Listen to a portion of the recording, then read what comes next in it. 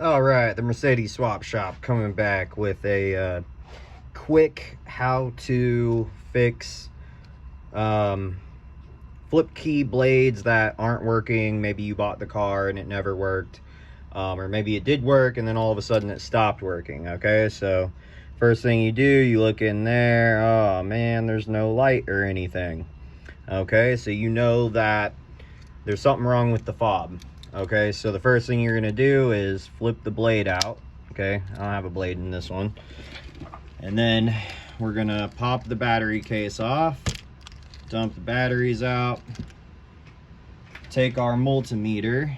Okay, so we're gonna move this out of the way. DC voltage.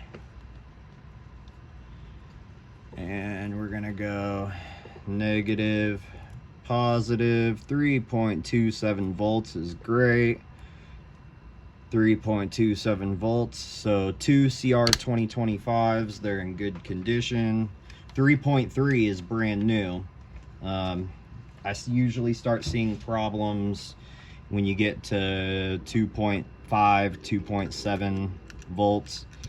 All right, so the key fob's not working. What it typically comes down to is you can see these prongs right here. This is for the positive on the battery. Okay, well they're already bent in so that they're touching the side of the top of the battery.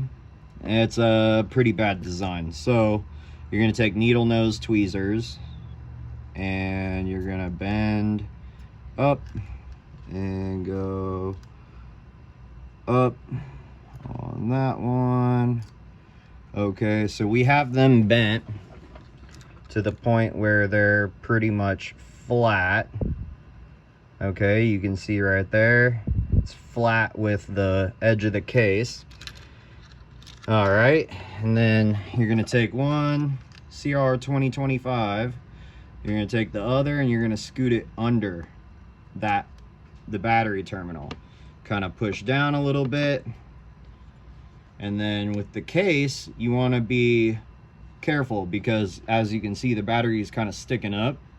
So if you're lazy or weird about the case and you're off on one side too much, especially over here, the battery is going to pop off. So start on this side, push it down like that, and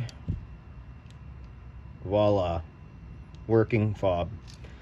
This is the problem with 99.9% of the fobs that people send me. It's nothing wrong with the fob, nothing wrong with the batteries. It's simply just not situated to where it's making a good connection.